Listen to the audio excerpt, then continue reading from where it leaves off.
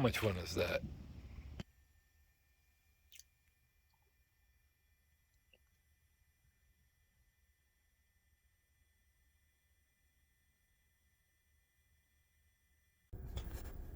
Okay, YouTube. It's been a little while since I made a video. Someone commented on one of my previous videos and told me I need to get out there and make some more. So, shout out to Erin Ray. She asked me to give her a shout out, so I'll do that. So I figured for tonight, thought maybe it'd be a good opportunity to go through the different operating systems or user interfaces, however you want to look at it, that you have available as a Mach-E driver. So there's really three options you got. You've got the Ford Sync, really the stock operating system. This is where you're going to control the car and the car's specific features. But with this vehicle, you also have the opportunity to use Android Auto or Apple Carplay. So I'm just going to give a quick run through kind of on each. You can see I got the music paused here. If you haven't heard of this kid, St. John, he puts out some really good music. He definitely worth checking him out. But right now we're in just the Ford Sync application. We're not on Android Auto. We're not on Apple CarPlay. Basically, this would be your interface for playing music. Right now, I'm playing music on Spotify, which is displaying here. Not getting the album art right now, but you will get that. But overall, works pretty well. Actually, wirelessly, I would probably prefer using Bluetooth to stream music than using Android Auto. Just for clarity, I am an Android user, always have been. So I'm not really in the Apple ecosystem. I do have an iPhone here so that I can go in and show Apple CarPlay just as a comparison. So outside of Bluetooth audio, you've also got the option to go to menu, go to Sirius or your AM/FM radio. Make sure this is down so that we're not getting any violations for music. And then you've got the easy big screen, takes up the majority. If you want it to be larger, you hit the expand here. Now you've got all your presets where your cards now are down in the smaller section. I kind of prefer it taking up half the screen with the cards taking up the middle section. The lower section is always going to be your heat and cooling system. Within the Ford Sync operating system, you've got a built-in navigation as well. It comes up nice and large on the screen here. Say where you want to go to. We'll pick a destination that I've been to before. So I've got it navigating me from southern New Hampshire, where I live, going out to Six Flags New England. You can see here it's giving you the time and miles associated with the different routes that is planned out for you. You can go ahead and hit go. Obey traffic laws, be alert, and use voice commands while driving. So once you hit the detail button, you'll notice you'll get your final destination, your estimated miles, your travel time, and what your battery estimate is when you arrive. One thing that I dislike, and this is not specific to Ford or Sync in this regard, there should be an option to add charging en route. For example, if I'm going out there and I'm going to arrive with with 20%. There's not a lot of charging infrastructure in Western Massachusetts. So I'd like to charge before I got to Six Flags so that when I've got tired, cranky kids after a long day at the park, I don't need to stop at night in a random Walmart parking lot. At least on the drive down, restaurants in the area will be open, stores would be open, so we could spend a little bit of time grabbing some, either a late breakfast or early lunch before going to the park, and then we could leave the park that evening and have enough battery to make it all the way home. So if I could change one thing, I would add a button here that says charge en route.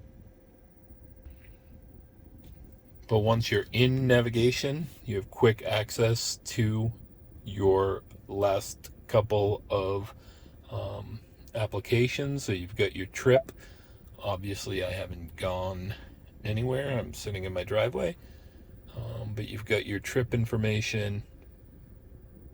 It hasn't reset because it's still telling me that I drove 0.7 of a mile. You can get back to your last radio station. Or you can get right back to Bluetooth, depending on how you want to listen to music. And then again, you've got the navigation. It's still running and telling you your directions, but up on the screen, you also have your directions when it tells you to turn. And no, you do not see those flashing lights in real life. As you go into the menu, so I was paused there, sorry. So the menu is your icon at the top. You do have some options built into here, similar to your cards, but some additional. So if I wanted to switch over to Android Auto or CarPlay or directly back to Bluetooth, which was a card, but you do have this Next EV Charge button.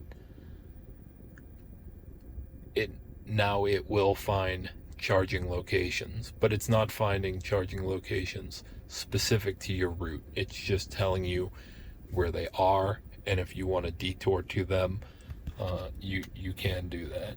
It's not the most efficient way of travel. Now I have plugged in my iPhone. This is the phone that's issued to me from work. So before I do that, let's cancel out of our current navigation. So here you can see what the screen looks like when you're in Apple CarPlay. Pretty clean layout. You've got, right now I'm in Spotify because that was the last app that I used. You've got messages. You've got access to maps, except I do not have access to maps because my locations are not turned on, so I will have to do that. There we go. Like I said, I'm not in the Apple ecosystem. I only have it because it's a work phone. Now, in order to navigate, I do kind of like the way this works. You touch the screen, you can search. Now, in here, the first option you have on the screen is charging stations, so I like that. There's obviously some restaurants, coffee, and grocery options that it gives you. But we're going to go ahead and do the same destination as before. So I typed in Six Flags New England. Be safe. Always drive safe. I'm going to say go. Starting route to Six Flags New England. You can ask Siri to report any accidents or hazards you see along the way. So once you hit go, Head southeast on Central Street. she starts to talk to you. You are not getting at least the starting details on the screen up front. But one thing of interest, and I don't know if you could see this, but I'll turn on that light. It's giving me turn-by-turn directions on the phone itself. Almost showed you my password. So you can see here, You've got the turn-by-turn directions, which is nice to just have available. So now we've got, forget about my arrival time, but still another 2-hour estimate. It's got it at 123 miles. If I remember, the previous one was 125. Pretty similar. If you hit that little arrow to pull your menu up, you can now search. Let's try charging. So here's an advantage of using the iPhone navigation over the inboard. You can see this adds charging stations specific to your route. Granted, it does add Tesla superchargers, which obviously I would not be going to, but the iPhone doesn't know what car it's driving in. So I would give that a huge advantage over the onboard navigation. Outside of navigation and maps, you've got your app tray here. Pulls up, big icons right in your face. You're not going to accidentally tap the wrong ones. You see you've got the applications that you have on your phone. It will go onto the screen. Really nice that it pulls up a better route planner. I got it. But in order to get this feature to work on screen, you need to have the premium edition. But that's essentially it. Everything else from the midway point down is again going to be the same. That's Ford specific. Now if you resize this screen, you see all you get is like a black area which used to be filled with the cards. So nothing takes up this area, so you want to just stay in the default mode. When you go to this screen here, you've got the maps, the navigation you were just going with. You've got some music available over here, the destination we're going to. Very, very nice layout. Pretty impressed with kind of how that integrates. Again, not an iPhone person per se, but this in my opinion doesn't suck. Okay, let's switch over to Android Auto. And because I'm using my S21 Ultra as the phone that I'm recording with, we're going to connect to Android Auto via wirelessly. Okay, so we're back in the menu here. We'll just go to Android Auto this time. You can see it starts with the map up on the screen. I'm a fan of kind of this layout where the map takes up the majority and the app that you're using. Again, it was Spotify, the last app, and then you've got a little app tray. The layout of this, personally, in my opinion, and again, I'm an Android user since essentially the launch of Android. I don't like this. I don't know if you've ever spent money on essentially a budget tablet that ran Android. This reminds me very much of a cheap tablet. It's not, there's nothing too exciting here, and maybe it doesn't need to be exciting, but I definitely preferred the Apple layout personally. But get access to the apps that I use most, which would be Maps, Spotify, and podcasts, as well as the phone.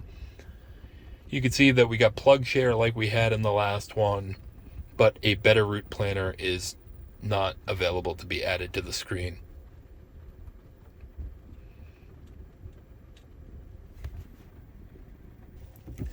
We'll do the same navigation test that we did. So we'll go ahead and do the same navigation that we have done on all three. So we're going to pick Six Flags New England because that was in my history here. You can see now it's giving me an estimate of 2 minutes and 6 seconds it just changed, and 123 for the miles. Each one of them given similar times, similar miles, similar route to pick. You can see up on the screen here that with Android Auto and Google Maps, you are getting the turn-by-turn directions on the screen, similar to the onboard navigation. But once you're in the navigation and you hit the search, you can see that the first option is gas stations. That's not going to help me. And then charging is not even an option. So it becomes a little bit of a cluster F to deal with. You either search by voice or what have you to try to find what you're looking for. What I have done is the last time we went out to Six Flags as a family, I mapped it out as to where the chargers were and made my route according. So home to a charger to Six Flags to home, to get that charge out of the way on the way down rather than needed on the way back for the reasons I mentioned before. So you can see there's some benefits, pluses and minuses to each one. It really just comes down to your preference. If you've got multiple devices like I happen to have, I generally will use the onboard navigation or Google, just because, again, I am in that ecosystem. But seeing the way the Apple Carplay maps work, that may be something I would consider when I'm going on long road trips. Not that I do many long road trips. I do work technically out of Pennsylvania, even though I live in New Hampshire. So when I drive down to where my office would be based, I would definitely use the Apple maps, just because it gives you charging en route. I think that's a huge advantage. But really, those are the differences. That's how it all works. Bye, guys. Have a good night.